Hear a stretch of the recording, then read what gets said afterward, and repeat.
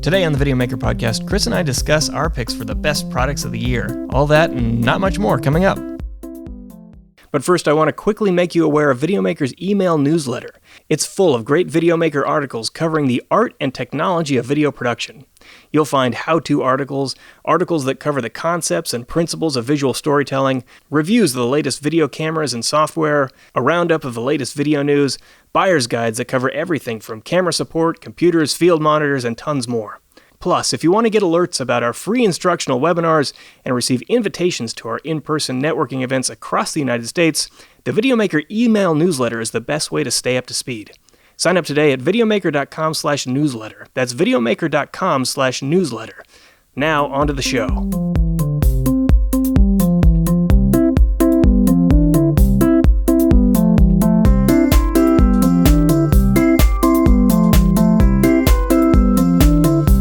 Welcome to the Videomaker Podcast. I'm Mike Wilhelm. With me, as always, to my left is Chris Monlux. Hello. And, no one else today. Just Chris and I. Today we're going to talk about the best products of the year. But first, just a quick housekeeping note. If you're watching this on YouTube or on videomaker.com, thank you very much. But we'd also love it if you would subscribe on iTunes or Spotify for that matter. But while you're there, please give us a 5-star review. The first several weeks of a podcast's life are really important to its growth. And we're in this really special zone right now where 5-star reviews and listens on iTunes are really, really beneficial for us. So we'd love it if you went over there and did that. That would be a big help. So thank you very much to anyone who has a chance to do that. So, Chris. Do it.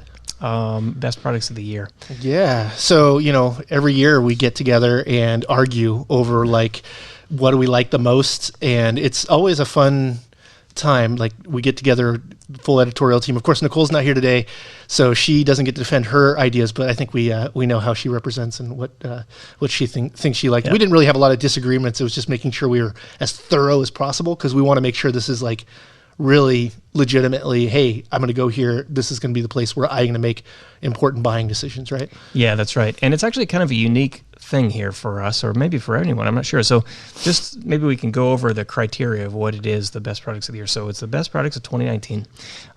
It's all video products, obviously, video production products. But it's only products that were new and came out in 2019. So basically, that means for us, 2019 is October 2018 through October 2019. It's because we get together in October, right? Yeah, and it's because of the print cycle. So we have to prepare this article to get into the magazine in time for the January issue, and print takes a while. Well, and we're lucky because hardly anybody announces stuff post-October. Yeah. They've announced it for the Christmas season or whatever, but that there's not we haven't had any cameras announced this year since we've made this announcement. In fact, I don't think any category here has anything even in the category been announced, let alone something that's better. And it's always a pain when that does happen. It used to be that GoPro would announce their cameras in November. Yeah. And it's we would put out the best products of the year and it would be the old model and people would be like, what's going on here? Yeah. So there's always whenever a big camera comes out like that, there's always a scramble, right? Of quick, we got to get it in, even if it's just a couple days after our deadline, but because we're going to look silly if we have last year's model. Yeah, and everybody gets confused by best products of 2019 because most people are looking at it in 2020 because that's going to be the longest amount of time that it's actually available and online and everything. But the good thing is it's truly probably best of 2020 because even announcements that happen at CES and NAB hardly hit the market before halfway through the year. And even then, they sprinkle in. So unless everybody's doing really amazing stuff, it's really that second half of the year, really third quarter, where everything actually comes to fruition. And so these cameras will probably be, or cameras and all other equipment will be pretty much the best for a good 12 months, if not 8 or 9. Yeah, that's right. And the real challenge here is what happens when a product comes out within this window, and we're saying that it came out in 2019. But it actually is not as good as the product that came out in 2018. It's always kind of this sticky spot, which is why we have the buyer's guides on the website now under the best products list there.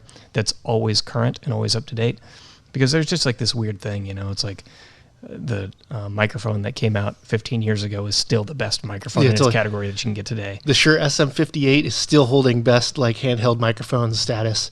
But it's kind of hard when you have simple things like that are just solid. It's like, how do you improve on this like time-trusted, model or especially simple things like a microphone. Yep. Cameras, I don't think any camera will last longer than 2 years in the categories. In our best products, that is, but this best products of the year, or our buyer's guides, I'm sorry. But that, those could have something a long time, like the GH5, I think, is in there, and it's almost 2 years old. Yeah, that's right.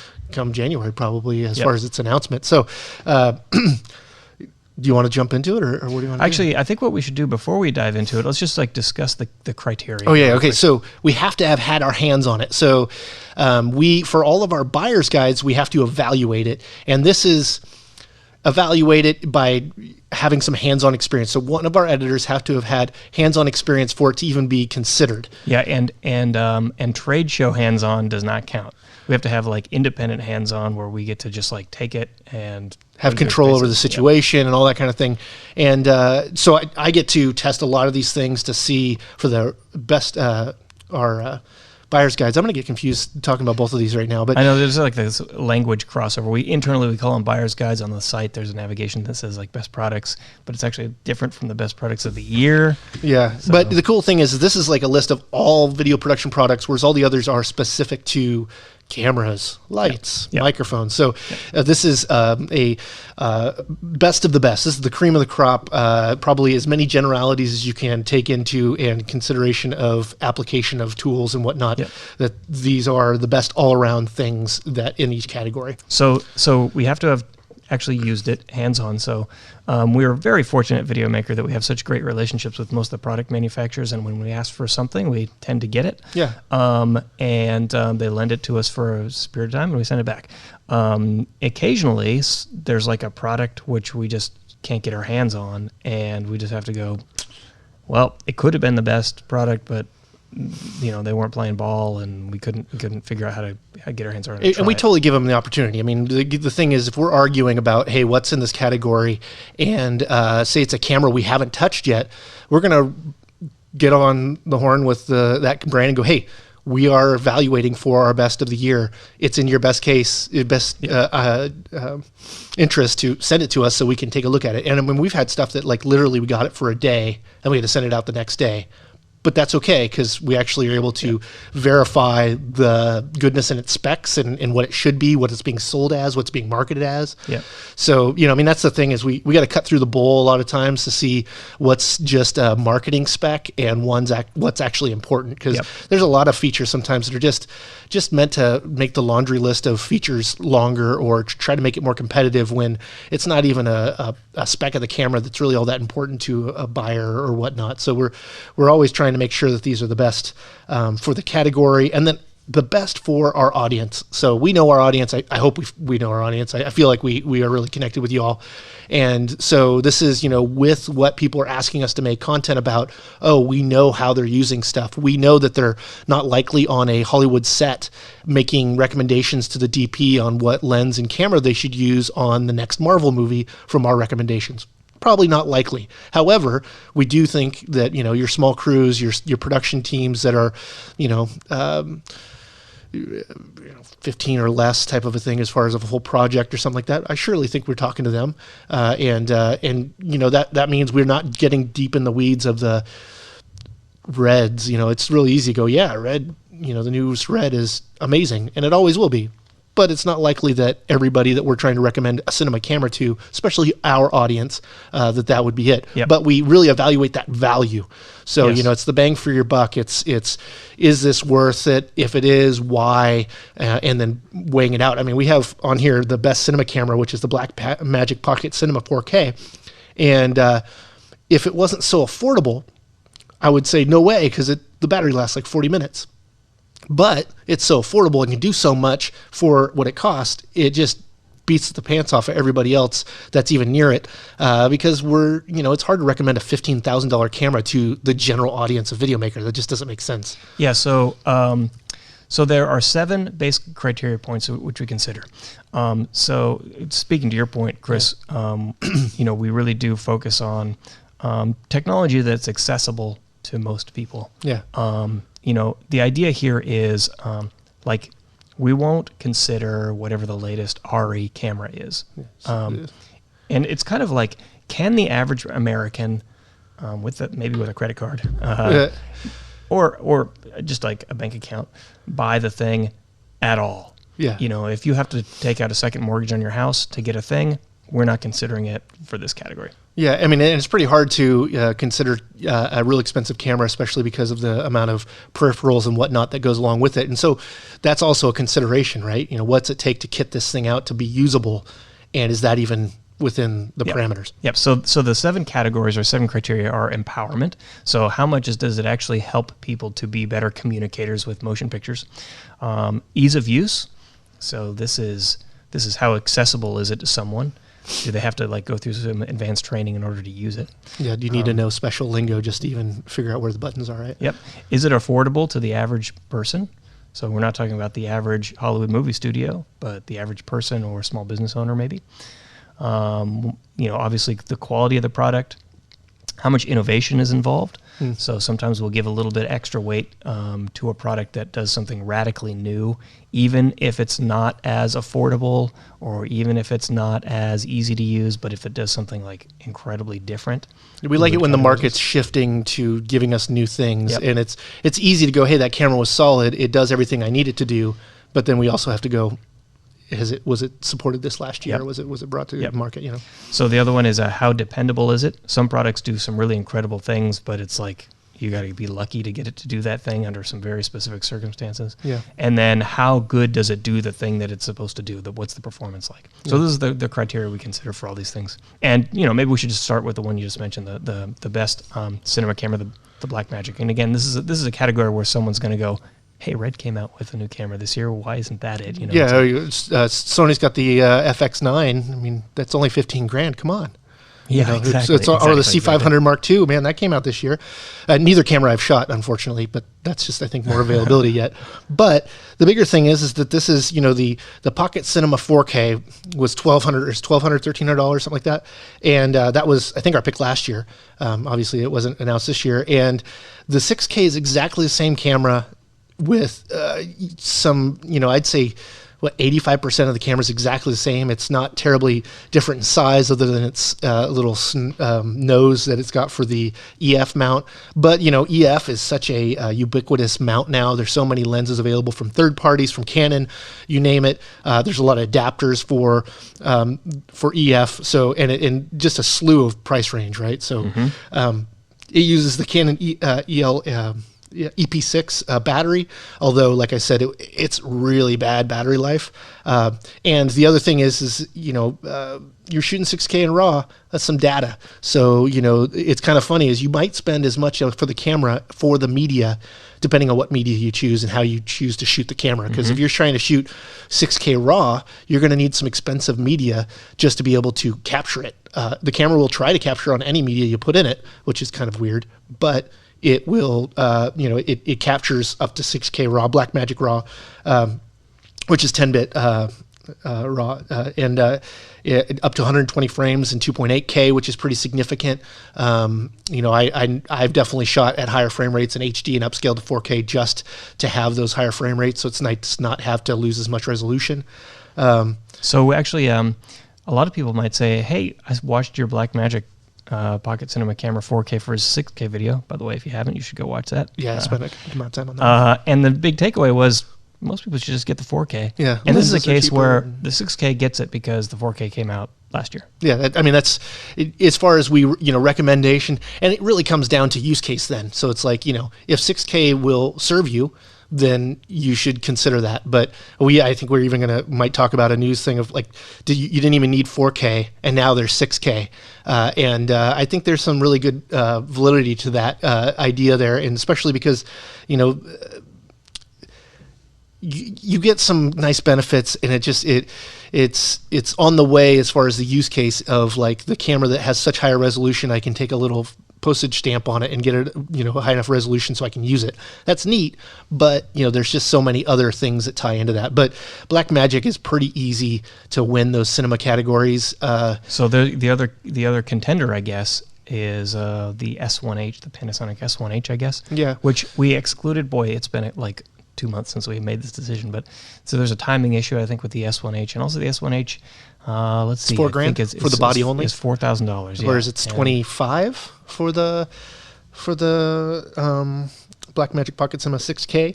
And I mean, don't get me wrong, 6K out of the S1H is really nice, but it's like.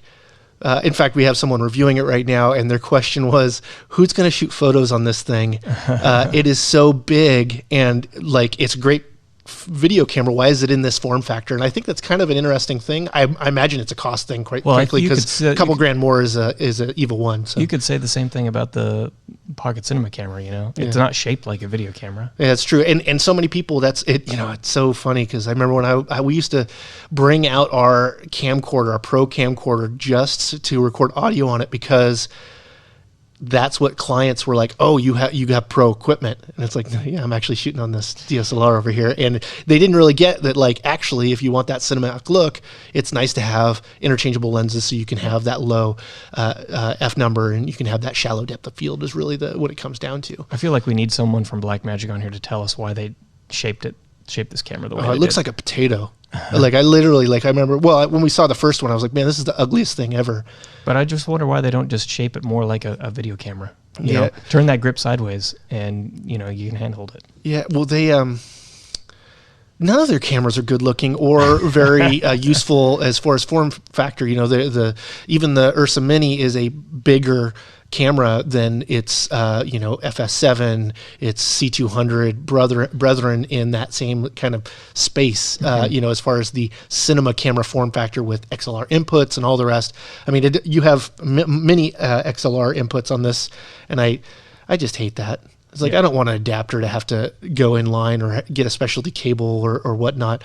I don't know. It kind of bums me out, but then again, it's small. I mean, that's the benefit from it. Yeah, that's the thing, though. It's small, but not really pocket-sized. Why the stupidest name ever. Like, really, who thinks this? I mean, the first one, the HD, totally was like, oh, that's cool. It's like totally like a... You really could put that in your pocket. Maybe not with a lens on it. Not with a lens on it. But regardless, you could put it 2 pockets and a lens on the other pocket or whatever. But... I think the Micro Four Thirds mount is just a better mount for video shooters. I don't think you need a larger sensor than that to get really nice, beautiful video. I know that it's pretty much bigger just for the extra resolution, really. Better low light, right?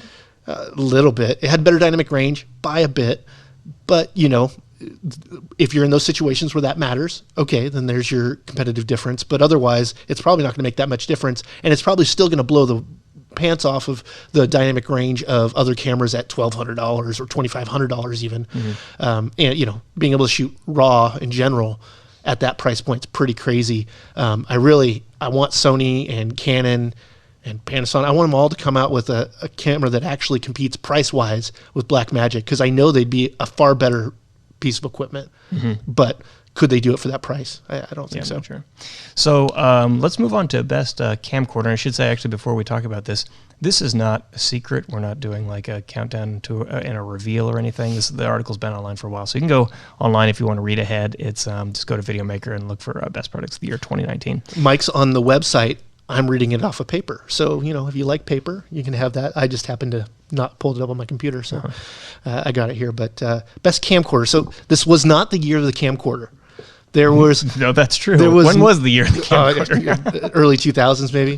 The year that the XL2 came out. Yeah, or even XL1. Those were when it's like, oh. But even, is that a camcorder? Because it had an interchangeable lens camera.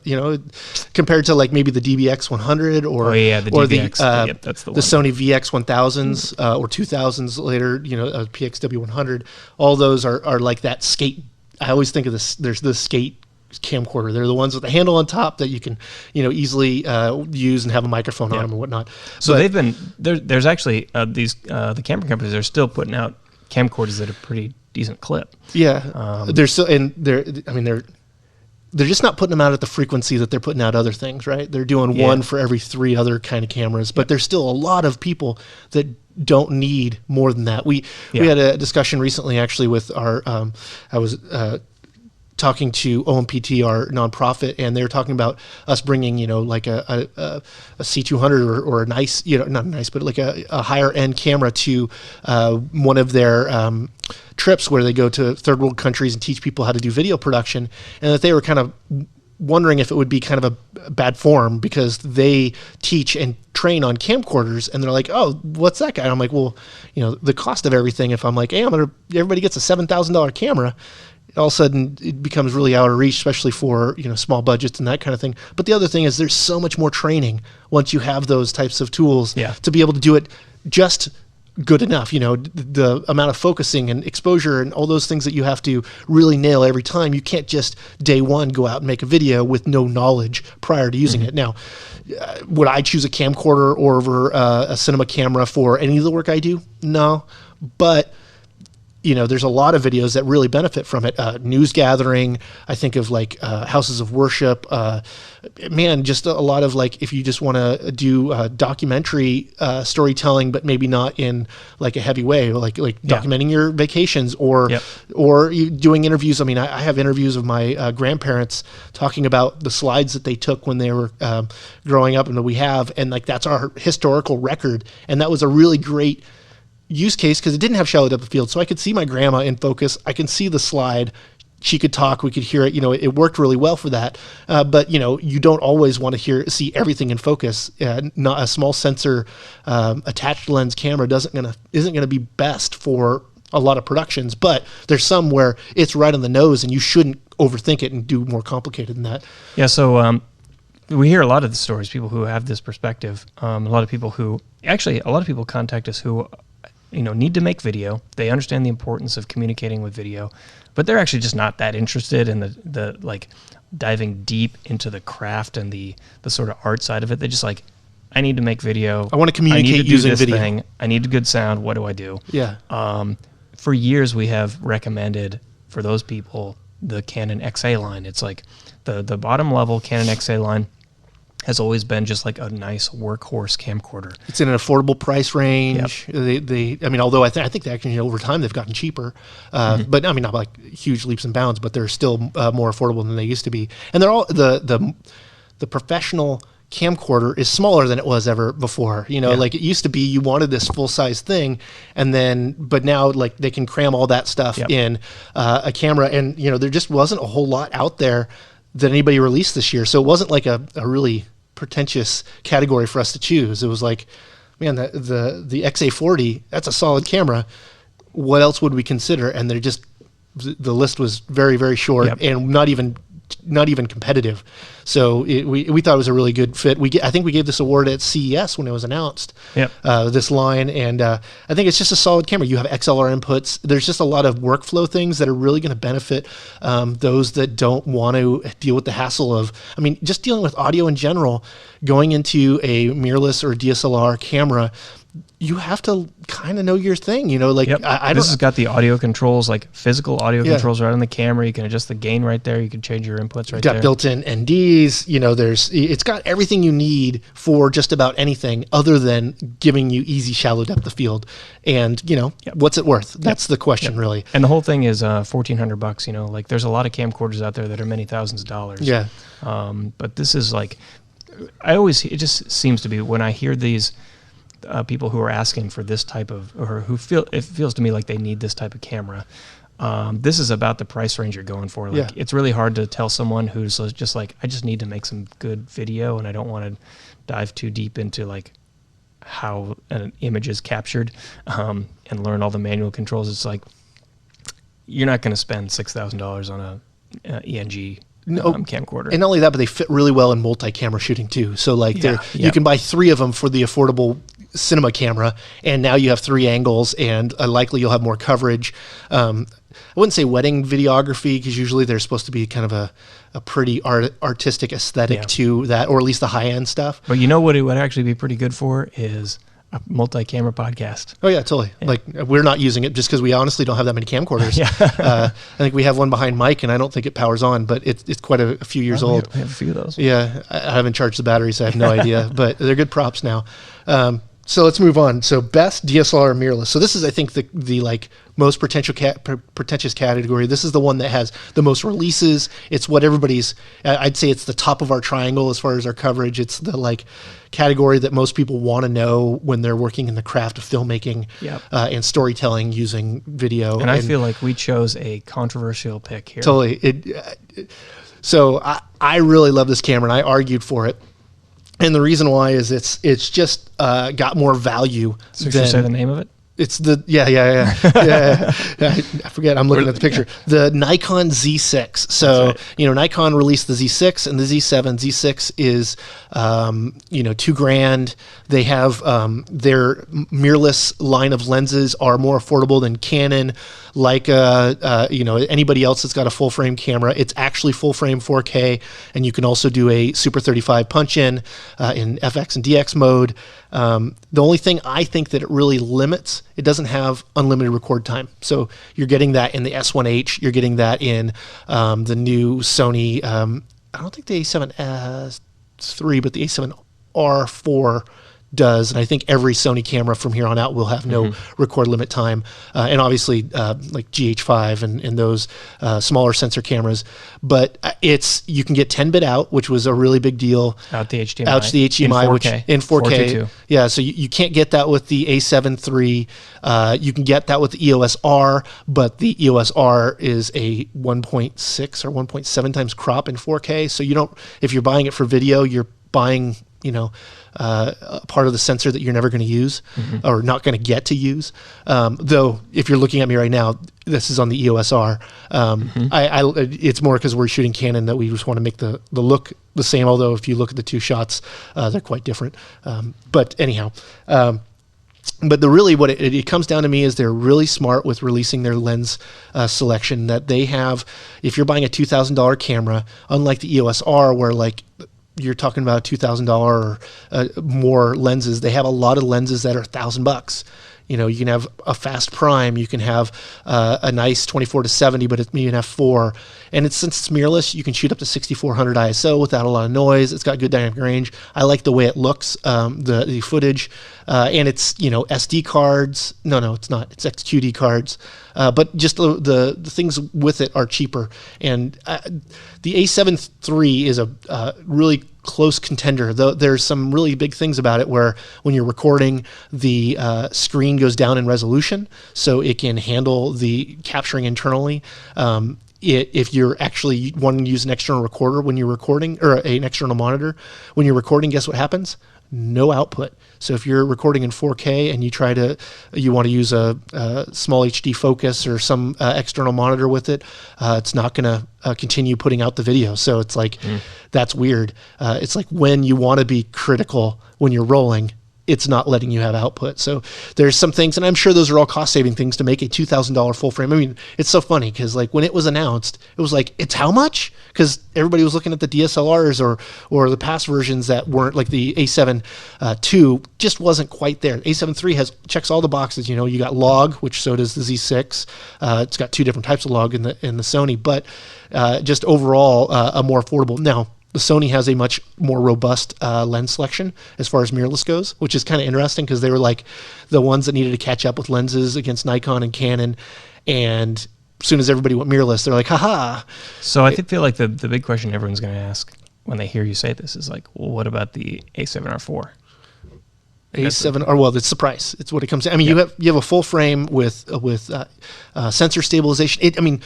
Every single thing on both cameras are the same as far as like, highlight of features. And then you get a couple more with the Nikon. The thing that makes this really controversial is Canon, I think, number 1 brand in the world. And now Sony, number 2. Sony has been doing all the features that video shooters need since the A7S II. I think that's probably the first one that's like fully robust with the features you need as a videographer. The eye tracking is good. It's not, but either does the A7 III have a really, the hybrid, or the AI supported IAF. It's okay, but it's definitely something that is in the A7 IV, A7 III, or A7R4, A7R3. No, A7R4, A7R5, because there's a 5 now, which is kind of out of order things. And we're still waiting for the A7S3. A7R5? Isn't it? I don't think so. I hope not, because we gave it maybe a good segue. Best hybrid camera, A7R4. Okay, So okay, so there's there's not 4. 5 and I'm confused. Well, there's no other 4s, so Yeah. my context makes sense. The number didn't make sense. So then we should probably quickly define what is hybrid camera. Like, what's the difference between hybrid camera and DSLR or mirrorless? And it really comes down to what is the camera that is the best combination of video and photography. Yeah, I mean, a hybrid shooter is someone that is going to switch between shooting video and photo with their camera. Maybe not at the same time. Maybe you're not doing a video shoot that also does photo, but you can. But it's one that it stands on its own as a photography camera and as a video camera, and together it's one thing that does both strongly, and this camera does that the strongest. Yep. It's, the Z7 is a great camera, but the 4 on the video side is actually more robust. Of the A7R4, it's got their new battery that's longer life. It's got a no record limit time. So there's a lot of really good video features. And then it's also what's the megapixels on this thing? It's 61. 61. So it's the highest megapixel in a full frame camera.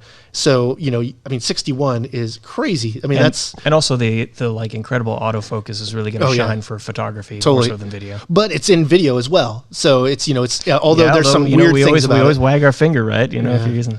Yeah, so it's clear that the autofocus is way more important for photographers than videographers. Anyway, yeah, so. I mean, it always comes down to, well, I've always not recommended autofocus because it's not even good enough, right? Sure. And so it's like, well, you want to control it and that kind of thing. Well, if you're doing face tracking, it will be great. I mean, in fact, I think for wedding videographers shooting off a gimbal, that's where autofocus is so necessary, because you're just not going to have enough hands to be able to pull manual focus. But,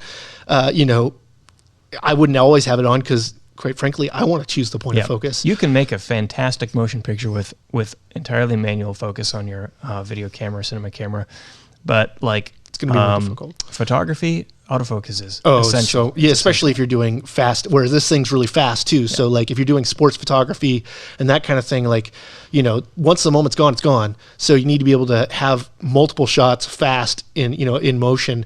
And like we did, I met a lady named Elizabeth Kreutz who was Manny Pacquiao and Lance Armstrong's photographer. Yeah. And so she does mostly sports photography, and she's like, sometimes you'll shoot a grouping of 5 pictures that are all like a millisecond off each other, but one of them's just got this special. They looked up, they gave you that little catch, or their legs were just lined up and had just the right geometry to make all of the composition, or the layout of the shot. Composition. Yeah, you said it. I say, anyway, of the shot really work. And so sometimes that's what's necessary. Now, there's the whole pray and spray and that kind of thing. I don't think if Elizabeth was in the room, she would probably object to spray and pray. No, I don't know. She was a strong component about it, and in fact, that's why she shot a 1DX Mark II. It was because it could shoot the most frames in a second. So she was okay about it, but she wasn't praying and spraying. She was setting up the shot and getting a lot of different versions of it. Whereas if you're using it like, I'm putting everything on all auto, I'm just pulling the button down when something comes in, and I hope I catch something. And you take 500 photos for 3 great takeaways. I don't know, but the thing is there's so many people that can expand what they can do if they're able to do video work, if they're photographers, or photo work if they're videographers. And I think that's kind of like the meat left on the bone for a lot of people. And so it's kind of exciting to have a camera that actually, or that they are making these that are good in there. But is it as good of a video camera as anything else? And I'd have to say, because we're saying hybrid, we have to weigh the photo, whereas I don't think any of our other products were like, oh, what's its photo capabilities? Let's weigh that out. But the hybrid shooter is surely a category that is, I would say, most people identify as, but might not actually be. Yep. So I can say, I'm just hypothesizing or speculating that it's a good thing for Sony, which I guess Sony's probably not exactly their shareholders are probably not waiting with bated breath to see what Videomaker has to say. But it's a good thing for Sony that Canon didn't come out with the 1DX Mark III in time, right? Because surely would have been a contender for this spot and maybe taken it, considering how much we have loved the 1DX Mark II. Yeah, the 1DX Mark II, the sensor is special. It's especially for video, although it's my go-to photo camera. It's the form factor makes it a little weird to go back and forth with or to shoot a lot of video with. So it's nice to like want it for you can have it so you can go landscape or portrait easily without having a trigger button and whatever, longer battery life. But I mean, the 1DX Mark II, I think it's still like in the $5,000 to $6,000, even though this new one's coming out. And I imagine it'll be discounted to like $3,000. Yep. And like the A7R4 is what, $3,000, I think, or maybe it's $3,400. It's $3,400. $3,400. But still, that. I don't think the 1DX Mark III will come anywhere close to that. But that's the A9. Sony's A9 is what's trying to be more competitive with that. And I truly think this is a place where people like heft. So having that smaller mirrorless on a super fast camera, I think that there's a still, especially because you have such specialty people in the sports photography and that in the high performance photography type of world, that they're not going to just go mirrorless just because it's quiet, because most of the time it doesn't matter to them. Yeah, or you're going to get a crazy amount of rolling shutter because now it's mirrorless. There's just some takeaways that are difficult. But I mean, I know the eye tracking and even the animal eye AF and the A9 is so crazy. A9 II actually, it's super good, but it's like I just couldn't recommend that camera for a video shooter. It's just a little bit too much. But the A7R4, I think it's a good fit, and like I said, a great lens selection for you to have just about any lens you want, regardless of the brand that you might want to be shooting on. Nikon, Canon, and Sony all have the 24 to 70, the 50 prime. All those lenses that you're going to think. Lenses. Yeah. Let's cover just our last camera category. Then I'll just rocket through who won the other categories without too much discussion, and people can go and read them online. Last camera category, best specialty camera. This is the first time we've ever given an award to this type of camera, I think. Usually goes to like a GoPro or a drone or something. Yeah. In this case, it's the Dji Osmo Pocket. Yeah, and so the thing about this camera, it's like all the things it is together makes it a really strong thing. Is it a great video camera? Meh, it's okay. It's a small sensor, fixed lens camera, but it's got a gimbal. It's got a little screen on it. It's really small. I mean, I remember how silly I thought it was when I started seeing these. I think it was, it must have been CES, I think, when they first started shipping them last year. But it was like, what are they shooting with there? Yeah. It looks like they're just holding a small like stick. And then we had one, and it's just so convenient. Like, I can get really steady shots. It's really easy to use. It's, tiny and small and cheap, and it's just no one else is doing that. Even GoPro with its crazy fancy what's it called, stabilization and whatnot is good, but it's not a gimbal. I mean, you could say gimbal-like and all that kind of thing, but it's still fighting to be a gimbal and doing it digitally, not through mechanics, which I think is almost always better. You know what I love about this camera is, like, it kind of appeals to the same need that the Osmo Mobile has, right? So like the Osmo Mobile is basically the same thing, only you put your phone in it. Yeah, it's just a gimbal, but meant for your phone. But the beauty about this is, like, you put this in your pocket or in your backpack or whatever, and when you're ready to shoot video, take it out, you turn it on, you're going. There's not any of that, like, clamp it together, pair the two things together, make sure that that's working, and that's a test run. They're usually out of, it's like, and the moment's away or whatever. And the other thing is what always happens when I'm using a phone for capturing something that I actually want to capture is all of my other habitual use of my phone makes it so my battery's not always there, or I might not have all the storage there, or it's a lot more expensive to get to that level of storage, and I don't know, just going onto an SD card. Now, I'm an iPhone shooter or an iPhone user, so I don't get to use SD cards with my phone. But even when I've tested cameras that do, or phones that do, it's still not quite the same experience as just having a dedicated camera. Yep. And so that's really nice. I mean, is the little tiny, like, 1-inch screen on there really all that useful? It is for composition. Well, when you don't really have to worry about setting focus or anything, you're just really figuring out the composition. It's like pretty much an auto exposure thing anyways. I mean, I think you're going to have a hard time, like, vlogging to this thing because it's no dedicated microphone on it and that kind of thing. And you would start to make it bigger if you did. But for most everything else, man, if you just need to get coverage, this is probably a really great choice for you to go, hey, I could cover an event and I could just walk around and not have to really set up the shot or, have to walk a certain way. Like I can literally just kind of flow around places and get some shots that would have been really difficult to do with even a lot of equipment before. That's now this little tiny thing that's just super easy to take on the go. I end up being a little bored with it because I do like playing with settings and changing that and be like, oh, how could I do this? And thinking about it a lot. Like I enjoy that challenge. But if you're just trying to cover, and that's what you're trying to do. Like we brought it to our IRL events and it's been great for that. Didn't have to bring this big thing, easy to tell a story with because you're able to just continue to capture on it. And then it's just, I feel like you're going to get way more as far as amount of time recorded on a card with something like this because it just doesn't take any time to get rolling. You also, just can just be there. There's I feel like this is a great camera for just like shooting family videos or vacation videos because I don't know about you. I go on vacation, I want to shoot a quick video and I don't have like a dedicated camera. I pull out my phone and every time I'm holding it and I'm, hitting the button, I'm thinking to myself, I'm going to drop this. Yeah, totally. Although now my phone's, splash-proof, waterproof. I'm not as worried. Shatterproof? Yeah, no, I don't think so. Not shatterproof. At least not mine. Yeah. But this thing is easy to use. It's fun. It's cheap. It's cheap. I mean, that's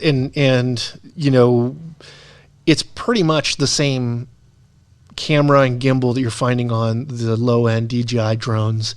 And just like those, in those situations you're using it, you might not need all that dynamic range. You might not need, it's just about capturing stuff. And totally good vacation, great event camera for covering a birthday or somebody's wedding and being there telling the story, not necessarily filming a wedding, but maybe if you need some of those, if you just need a couple like gimbal shots, how rad is it that you don't have to go take your camera off, put it on a gimbal to get those 2 or 3 shots you might need for whatever you're doing?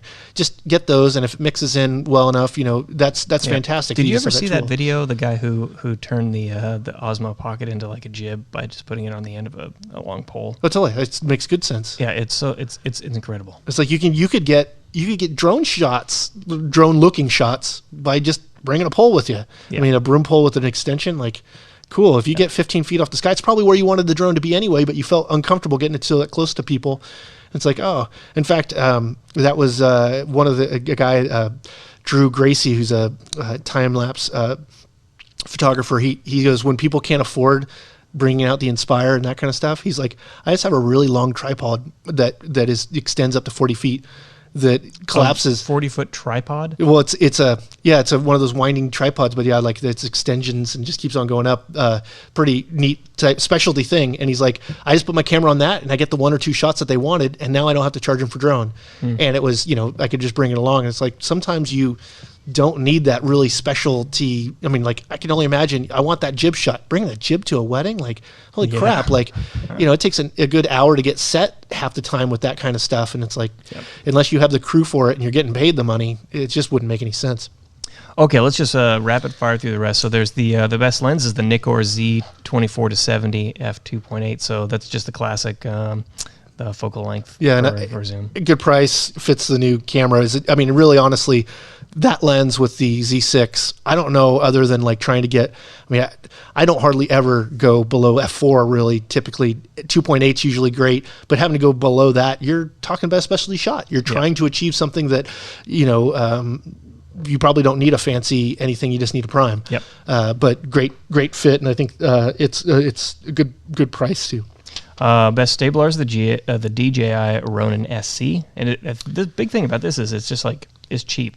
Like a lot of there's a lot of knockoffs that came out over the last year or two, and this one was like cheaper than the knockoffs, which is crazy. Yeah, and DJI they're smart with their product releases. They see what everybody else is doing and why people are buying it, and then they put it in their next model. Yep. And so you can see the screen behind it. You can have a follow focus. You could actually be doing wireless focus on the handle while you're holding it. Although you'd have to be. It takes a good amount of skill to even get down that kind of work, but it's a good fit. Yep.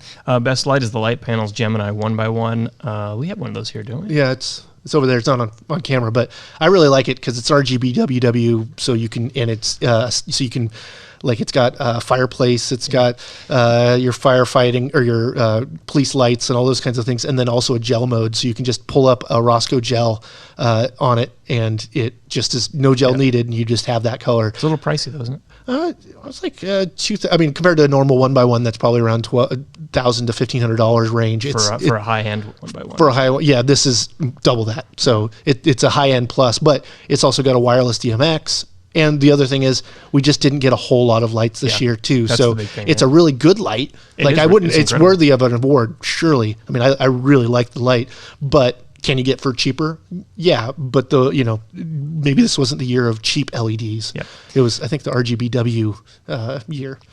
Best workstation is the Acer Concept D7, which is one of those too. Right? Yeah, right over there, the white one. And this is pretty controversial for us because we've been Mac Pro supporters for awards in the past. This also took an award for like our best mobile laptop, I think. Or most mobile. I don't remember what the category is called, but it unseated a MacBook. The MacBook you're on right now. Yeah. And the big thing is it's like, the ports. I've used that one traveling enough that like I hate bringing a dongle and then finding I don't have enough ports or whatever. And then it's as good. So it's the specs wise. The monitor's nice. It's fashionable looking, and it's got an RTX GPU, which is just so key to really high end, to really be able to handle that heavier, the raw 6K stuff is going to be able to take advantage of all that CUDA cores. It looks cool too. Yeah, it looks nice. And I'm surprised. Well, I haven't used it like on a trip or something, but like I want to give it to my son who loves Doritos, like nacho cheese Doritos, and see how it's how much white. it sticks it's on stark there. white. We can't see it on the screen here. Yeah, it's all white all the way around. Keyboard's white, which you just I don't know. I just think of the crazy thing is it's not just like white. It's bright white. Yeah, it's like a Snow White type of a white. But the keys, just like the newest MacBook, the keys actually have some space to it. And we weren't. I mean, when I got it in, I wasn't going, oh, this is going to unseat it. I was like, oh, those numbers that I just ran, that's as good. Yeah. Oh, it's a little cheaper. And I'd like to be seen with this. I mean, it's exactly. I mean, that's the thing that really comes down to is like, man, Macs are always so beautiful.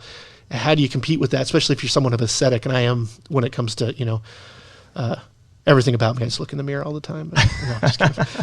That's obviously not true. Best storage is the LaCie Big RAID T3. The storage is like one of those categories where it's just like, what's the terabyte per dollars per terabyte, and what's the speed? And this is how much redundancy does it have? Fast. Yeah, and like this, the thing is Thunderbolt 3. You can edit off this thing. You can, there's, and that's the big thing is like, you can get cheap storage. In fact, I think we have, on our best products, our buyer's guide, hard drive that's 4 terabytes. It's $100. It's just crazy per dollar per gigabyte. But there's no way you could use it for anything but archive. And even archive, if you're pulling 5 terabytes off, it's going to take you like a day just to get the data off it. Yeah. So, when you're talking about those higher data, the higher size storage, like you can't just couple large storage with big files. It's like, no, even transferring files that are that big take a long time. So you need an interface that's that fast. Yeah. And even I just don't think USB-C is completely there. Thunderbolt's definitely a far more usable interface at the moment as far as using it for high-end stuff.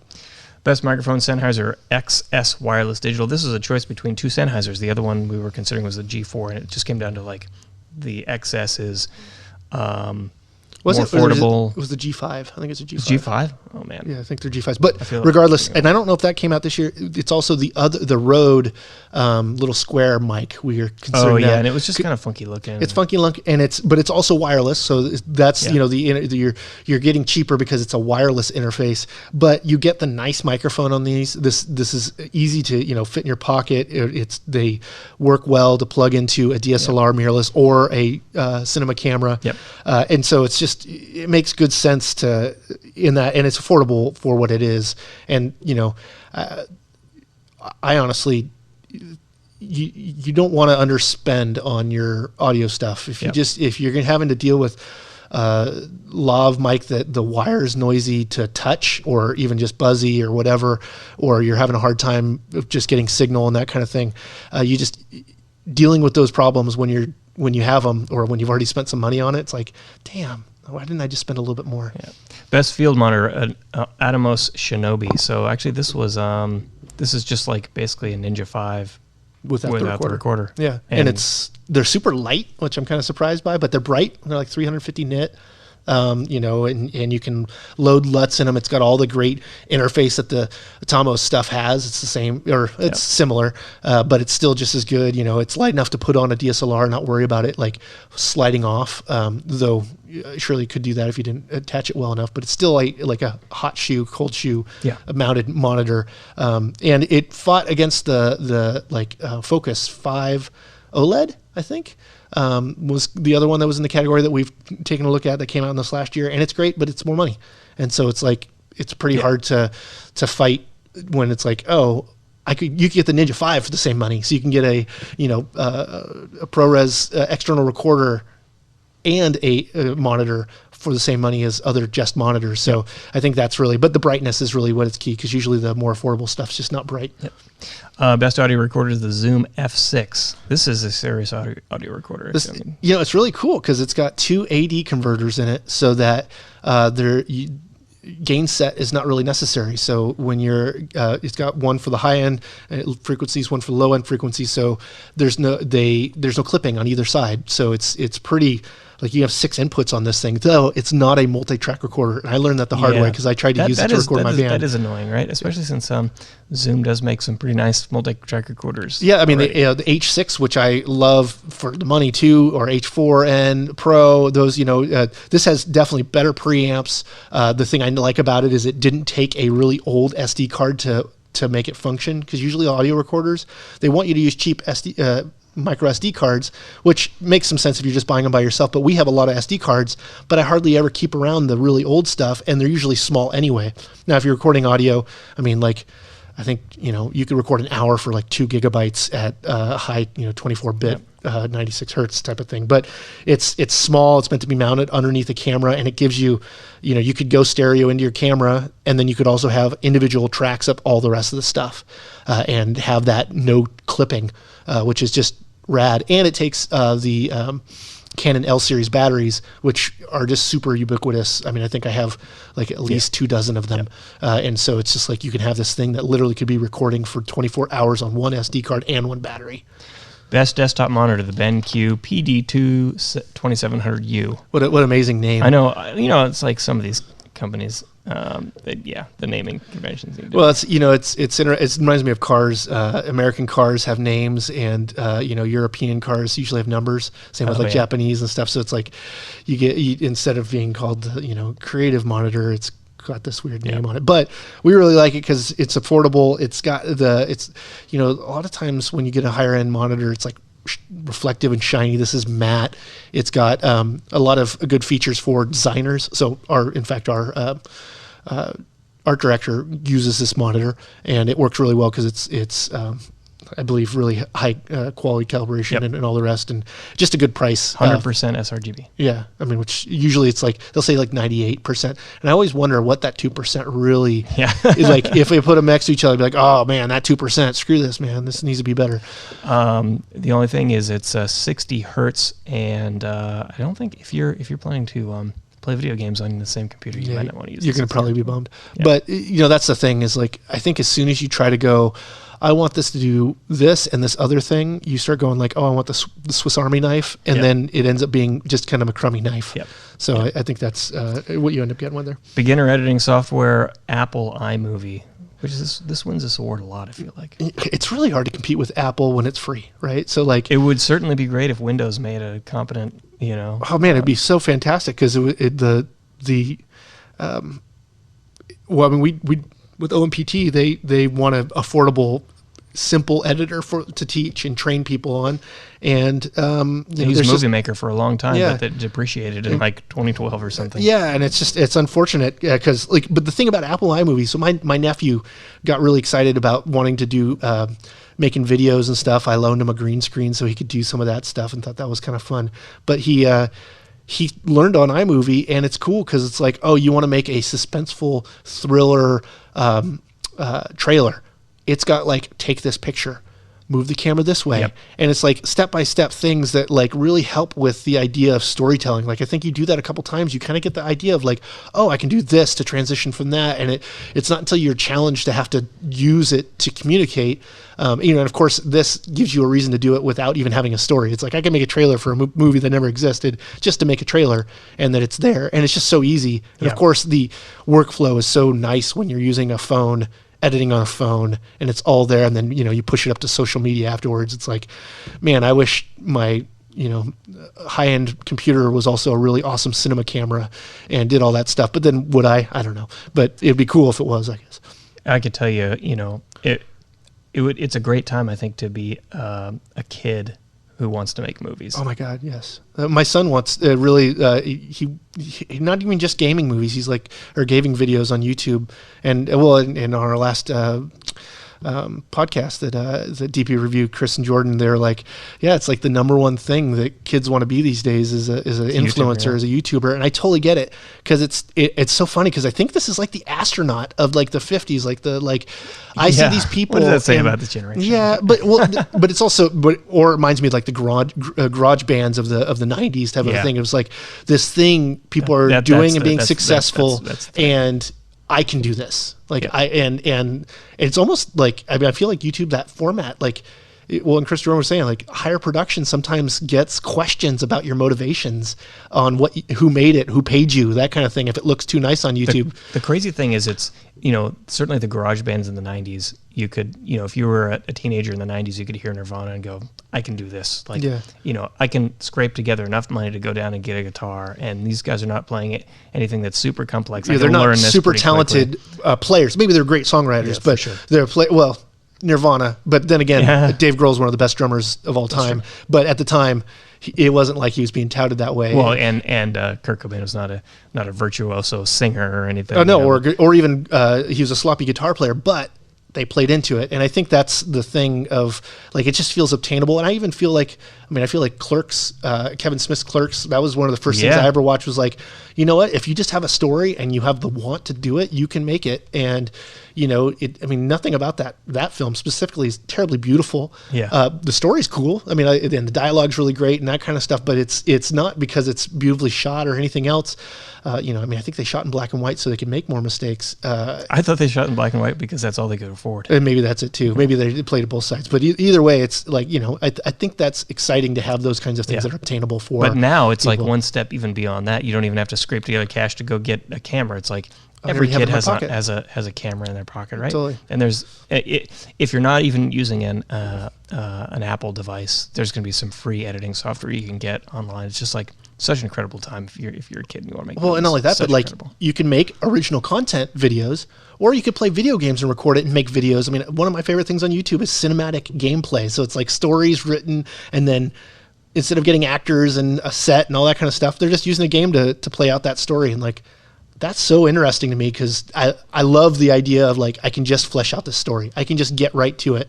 And it makes me excited that maybe eventually we'll have virtual sets and good enough digital humans to be able to have ideas and not actually have to be a good director or get actors and that kind of thing, that you could just work on the back end. So next category is best enthusiast editing software, Filmora 9. And we should really quickly define what this category is. Yeah. So there's beginners, which is obvious, you're editing your first video, you need the beginner software. There's professional, which is you want every tool available to you to do what you need to do, whatever comes to mind, or what have you. And the enthusiast is like the person who wants as many tools as they can possibly get, but they really don't want to spend a lot of money on it. Yeah. Well, and they're okay with 3 or more steps to do something that is 1 or 2 clicks in the other program. It's really hard because you have programs like Final Cut Pro that is $300. So that's kind of the bar as far, even Resolve for free, but let's say Resolve Studio, which is $300. So that's kind of where professional stuff starts, right? So it's beginner, you want to be as cheap as possible, but really, if I want to spend $200 or $300, for me, especially because I'm a professional, I might go, I'm willing to spend that little extra money. But if that's okay, obviously there's a big market for it. Yeah. And I think that a lot of people, especially because Adobe's, all subscription based now, that people want to buy stuff. They want to actually buy it and own it. And I think that especially in that space, when you're really minding all your P's and Q's and having a small budget, definitely Filmora is going to be able to, you're going to be able to do everything probably as far as rudimentary up to, I'd say, almost, I definitely pros could use it. I think, I think that you wouldn't have as simple of a pipeline for doing a project. It just, you're going to have a couple more steps. You might not be able to deal with this or that codec, although there's a lot of supports for this. We don't have now that the MP4 only editor. They're getting a lot more support for a lot of different codecs and whatnot. Yeah, so it's just a little bit more robust than the beginner editing software, but still you're editing full 4K video. You're accessing 3D LUTs now. You have some more robust imaging. Image adjustment tools. Yeah, and they're like available at your fingertips, and you have a little easier to learn how to use. Yeah, I just remember it used to be that it was just like you get a really clunky interface. You're going to get rigid codecs and other things that just don't want to work. And I think we're getting a lot more smooth in this category. But it's one of those things that's really hard to recommend when just for a little bit more you could have the thing that Hollywood's using. Yep. So then we have best professional editing software, Blackmagic, Davinci, Resolve 16.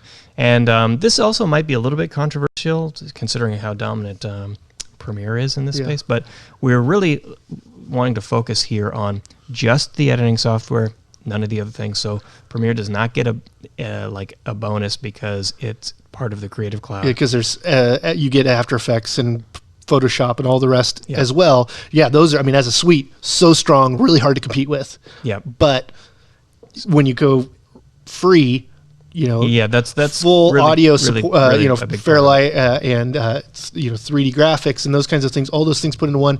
And as well as it's the same program that high-end colorists and a lot of professionals are using, regardless of its price. It would be worth it if it was $500, though it'd probably be less competitive. But since it's free, it's just kind of like how do you compete with free? With here's all the same tools. All you just have is limitations on output, and so if you have specific needs like that, it still $300 is not going to be a big deal. That's the crazy thing is it's free, right? So. Like we were mentioning in the criteria, it's like how accessible is it? This is as accessible as it gets. Well, and not only that, if you get the Blackmagic Pocket Cinema 6K, you get a free version of the full studio. And the full version is not exactly expensive. Yeah, it's totally obtainable. It's as cheap as the cheapest other professional, which would be Final Cut Pro 10. Yeah. Downside is Final Cut Pro 10 is perpetual updates. Yeah, updates all the time. Well, but so is Resolve, I believe. If you buy 16, you're going to get 17 for free? I think for a window. It might not be perpetual always, but I think that it's like one up and one down type of a thing. I might be wrong on that. Maybe put in the comments on the video and correct us. Yeah, send us an email or something. Best plugin suite, Red Giant Universe. And actually, since we've published this article, Red Giant has said we're now offering everything as part of one subscription, which maybe we should go back to discuss that. But yeah, I want to get my hands on it just because there's a lot of things that Red Giant offers that I have no business using, but it's cool to get it. They sure are fun to use. Well, but you start using it, you're like, I could, and then you start getting creative on how you could use it, and it's like if you're already paying for it, it's just like the Adobe Suite. I can become a Photoshop Pro even though I bought it for Premiere. I'm getting other strengths from this that aren't just my needs. Yeah. And the thing is it affordable? I don't know what the new. It is affordable. Is it? I think because that's the thing is legitimately, it's like their suites are thousands of dollars a piece. That's okay. So that was the crazy thing is it's like you want trap code and it was many hundreds of dollars, like close to $1,000. Yeah. I don't remember what it was. Suites, but if you get the Complete, it's called Red Giant Complete. This is not the winner, by the way. Red Giant Universe is much more affordable than Red Giant Complete. Red Giant Complete is, let's see, I was just looking at it. Pricing options. $599 a year. And you get all that's of it. $600, so that's what, $50 a month? Yeah. The hard thing is you're probably paying that on the Adobe side too, so that's $100. But $100 a month to have the whole Adobe suite and all those I don't know what else you need. $100 a month, that's hard. That's a cheap car payment, honestly. But it looks like they may if you're making money doing video, $100 a month is probably not that big of an expense. Okay, here it is. If you buy just trap code, it's $1,000. Yeah, and Trapcode's like a limited, very specific use things, and Trapcode's not even necessarily is Trapcode. Trapcode's the one with particular. Okay, they package them and name them a little different, and then of course in my past when I've used them all, I've had them all at my fingertips, so I don't even know what groups they're in. Yeah. But they always make good stuff. I mean, it's really them and Boris Effects in the world these days. Between the two of them, they buy up all the good stuff and keep it as their own. I think that Boris has been doing a great job using their Mocha and integrating it in a lot of things, as well as having support for 360, so that you have effects you can put on that are never ending. But it's I've been a Red Giant. I prefer like their GUIs and their interfaces are always nice, and the effects are just so cinematic, and they're very robust, and not only that, but they come with a lot of presets, and there's a lot of available user presets and stuff that are like from really well-known people to people's just own stuff that they made that you can get and put in, and that's just really helpful. I don't know, when I'm trying to be creative, sometimes it's nice to just start with something that somebody else did and then augment it until it's what I want, or learn from how that's set up to make my thing I want, which is just I think good use. So if you get the Creative Cloud and the Red Giant Complete, you're in fantastic shape to make some incredible images. Next step is Adobe buying Red Giant, and then it's going to be really hard to compete with them for a while. Yeah, I know, right? Until someone buys Boris. The one that actually won the award, though, Universe, is $200 a year, and you do get some good, some nice effects for sure. $200 a year. So what's that? That's 200 divided by 12 or $15. I can't do that kind of math. Yeah. It's it's $16. Oh, see, I was kind of in the and 67 cents. Nice. My son always asks me math problems, and he doesn't realize I pull out my phone and do the math real quick, and then he's like, "Whoa, how'd you do that?" And then I tell him.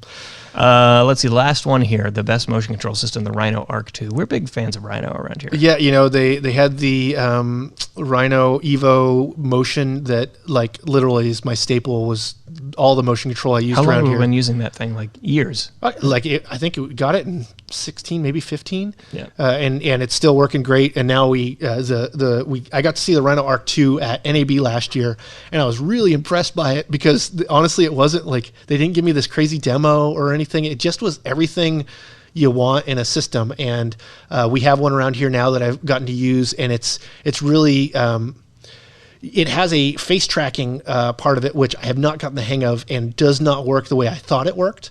But that doesn't mean it's not good, because the demonstration of it was good. I just haven't had the time to really set that up. But regardless of that part, it's got a motion controlled follow focus, so that you can set an A and B point for your focus. So it'll do that for you while it's doing a pan, a tilt, and a slide across a 24-inch span, and you can set it up to be free control, so you can just do it with a joystick. You can operate it with your iOS device, or I think it might be Android as well.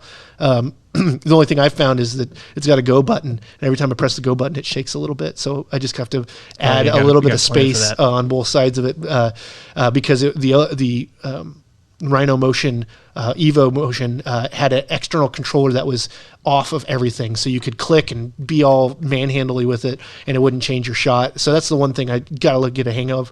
But that's just because the whole interface is part of the actual, system. But you can use the same Evo slider that they've been offering since we got I think we have the prototype here, the non-motion, just gravity. The one with the flywheel? No, not even flywheel. It's just friction based, which I'd never used because I'm not very good with the friction based ones. I just would be if you never had the remote one. Oh, totally. I'm totally spoiled. It was funny. I was Devin, a guy that has been on one of our other podcasts. We were talking about it because he was wanting to get this, and he's got the Rhino Arc 1. And he's like, "Is it worth getting the new one? They'll give me like $200 with my old one." And I'm like, "You paid like $1,000. That doesn't seem like a good deal." And so he wanted to touch it, and he didn't feel for what he was doing that he needed to make that change. But the big thing, he was like, just being able to tilt and whatnot, like just that extra little movement is pretty awesome. And these things, it's pretty affordable. It's all charged. The thing's got a built-in plate screw tool like to take off a tripod plate. It's got a quarter on a string. Yeah, right. Well, no, and it's a bottle opener too. So it's like, and it slides in there. It's all like this cool thing. So it's a bottle opener, and it's for a $1.20. Yeah, it's pretty much it. But I never have coins in my pocket anymore. So I like to have it around. And I didn't even know it was there until I was like, "What's this? Oh, yeah, that's cool." All right, that is the entire list. And actually, we had a number of other things to talk about. I think we're pretty much out of time, so we'll have to save those for next time. Although it's really nothing that current. It's kind of slow news right now.